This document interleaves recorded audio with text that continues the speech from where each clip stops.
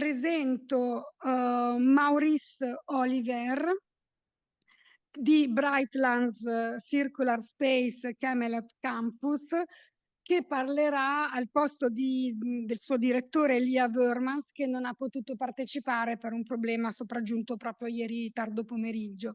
Hello, good morning, welcome, Maurice. Buongiorno a tutti. Hello. You speak Italian? Yeah, that's the only words, unfortunately. But maybe the next time we meet, you can learn me a little bit more, Carmen. In October, with pleasure. Yeah, that would be nice. That would be nice.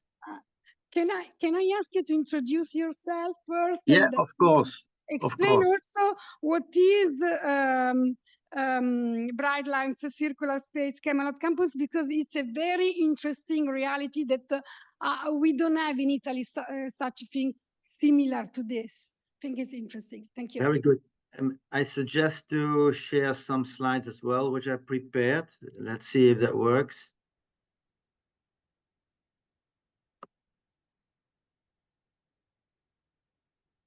Yes. Yes? Yeah, we can see the slide. Thank you. Yeah, very good, very good. First of all, thank you very much for inviting us to share our steps on our way towards sustainable packaging. My name is Maurice Olivers. I represent Brightlands Circular Space, which is actually a new kid on the block of the circular material ecosystem of Brightlands Camelot Campus.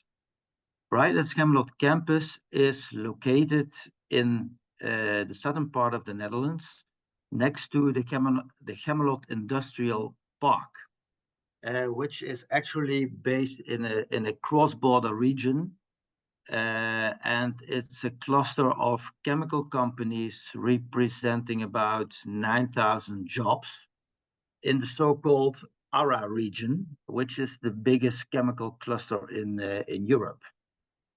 And I think it was 2012. We were really making up our minds on how can we help also the chemical industry to innovate, but also how can we work on a sustainable future for our region, as that the chemical industry has a great impact on our region as well. So in that time, the region started actually, and that was the regional government, companies, knowledge institutes.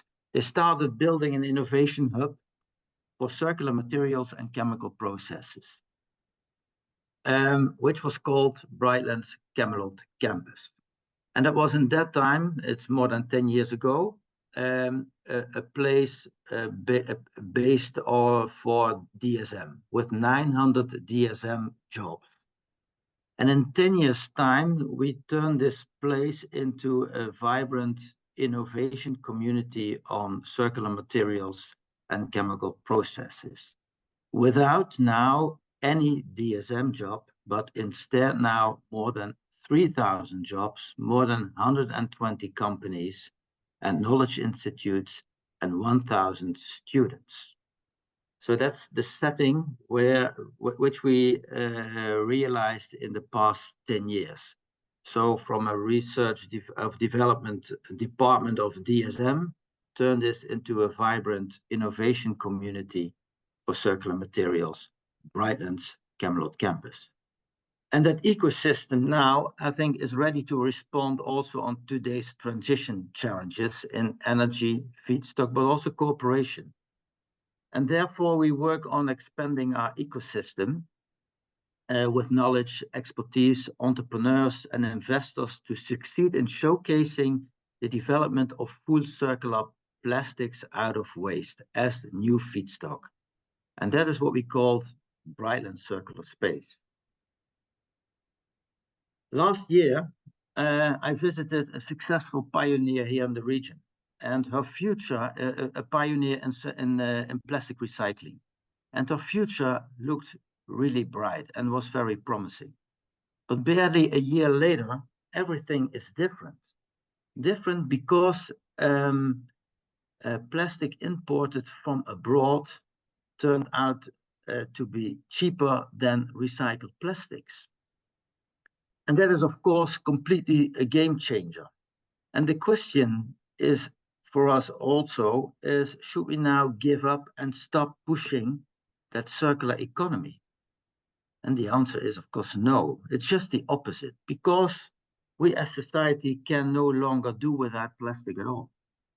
And in addition, plastic waste has a great potential to be the new raw material. And finally, we are convinced that we have to act now. But why is that so difficult? And why does that picture of that entrepreneur, of that pioneer, what does it show? And it shows for us that you can't do this alone. It shows that you can't build a circular economy alone. But then how? And for us, the answer lies in the system integral collaboration. And by that, I mean that we involve all parties necessary to, for example, reduce like a yogurt container back to raw material to make another new yogurt container. And that is not possible now for a variety of reasons. And that's also not what our current industrial process looks like. Parties such as brand owners, the industry, waste parties, technologists, but also consumers are not working together in a system. And this new form of integrated collaboration can only be achieved, in our opinion, through co-creation on all fronts. And that is not easy, but in our opinion, this is the only way. Because then the plastic recyclers are no longer alone, but part of a cooperative. Where it's not only about plastic recycling or making a high quality new raw material or a new circular design or a new business or policy model. No, then it's about making sure that it's developed all in conjunction and simultaneously. We have boldly built now the foundations of Brightlands Circular Space, and the mission is here on the slide: closing loops, opening worlds. And our goal is to achieve breakthroughs and generate economic, ecological, and social impact. But who and how and what do we need?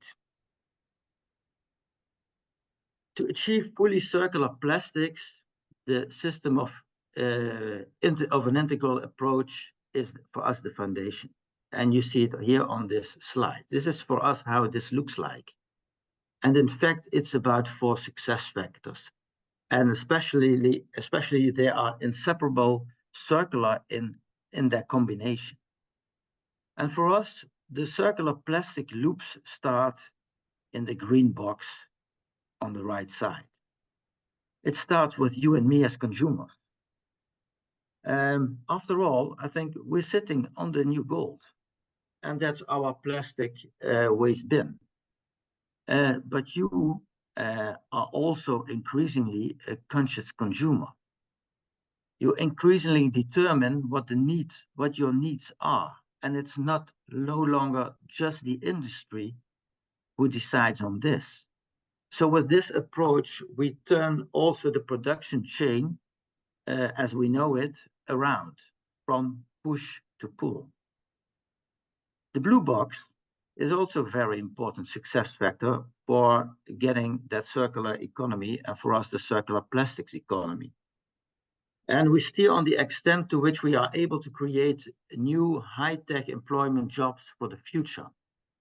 And this requires, for instance, an operator pool, retraining programs for the current workforce, but also appealing education programs to prepare the next generation for the circular economy. A vital part of building that plastic economy, circular economy.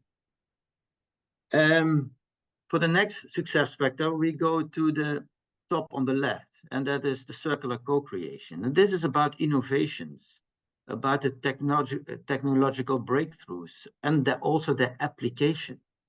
But that is not in isolation, but as part of collaboration in the chain and in co-creation. And you can see our approach here on this slide. We bring all stakeholders, including industry, designers, but also policymakers and all expertise we need around the table. And this in order to find the new ways, the new solutions and the new circular models, but also the new policy models.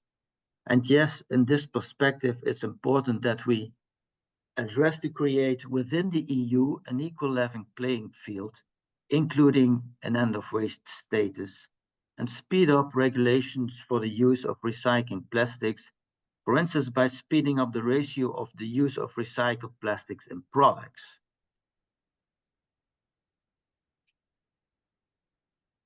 And then we go down to the left. And for us, is that the place where research and development, new technologies, entrepreneurship, design and business models come together. We are building now the world's first fully circular open access demonstration facility, which is about 8 soccer fields in size. And the demo is an open access circular facility for the transition to sustainable and circular plastics. This was the latest industrial equipment. A demo where we do research, experiment, learn, and show that full circular plastics are possible.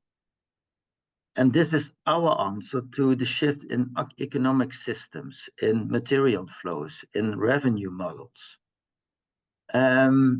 which is upon us in the energy and resource transition, of course. And on September 5, we will start with the construction of this. And in 2026, we estimate that this is fully operational. And yes, the approach that requires investment. All in all, this initiative so far, it's about 100 million euros. But of course, much more. We need much more in the long run. And most of this amount is already been raised by private contributions, national and European funds. And we are currently also holding talks with new private investors who want to participate in this expedition. But who are we? We are 3 parties who have picked up the gauntlet based on the belief that working together, we can have a greater impact than working alone. We are Brightlands Circular Campus, Maastricht University, and TNO, which is the Dutch Applied Research Organization. And in October last year, we signed the signatures to start the Brightlands Circular Space joint venture.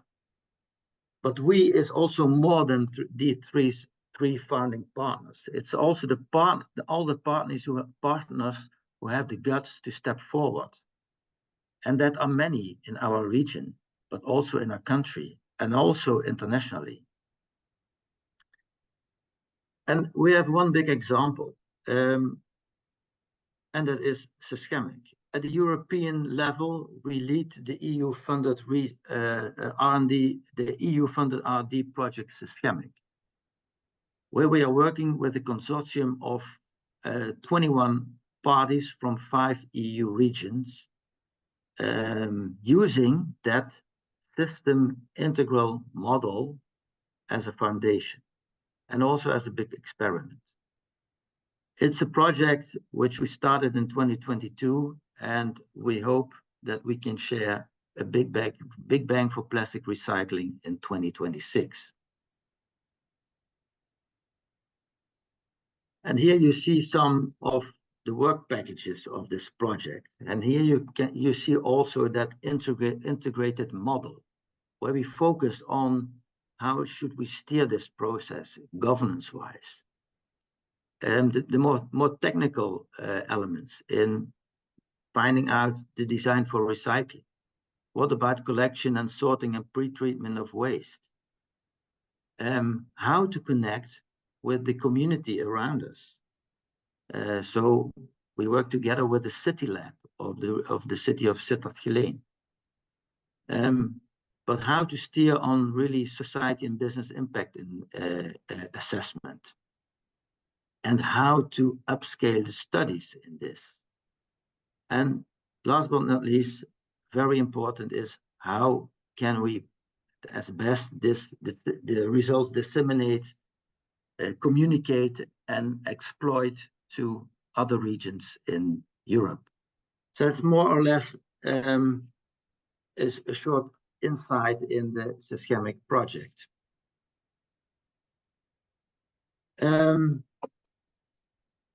These were the phases we have gone through so far, and that's where we are now. And this took us about 5 years.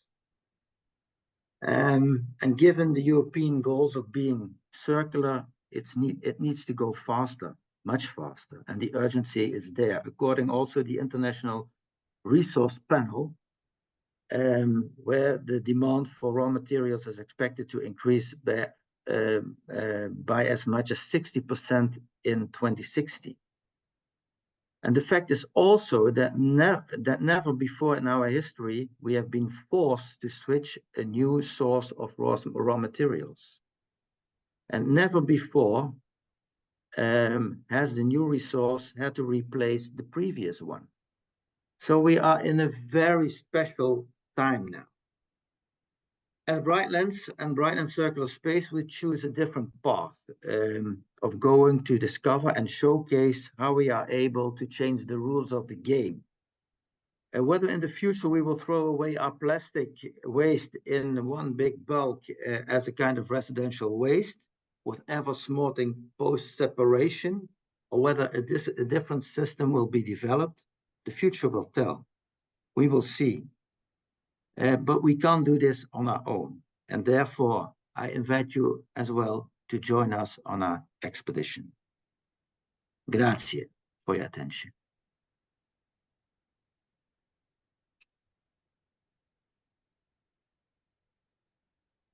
Thank you very much, Oliver. And I hope see you soon, because all the partners of Syschemiq will come here in October in Milan to work together, and there will be 50 people, so you can imagine how huge is the partnership of this project.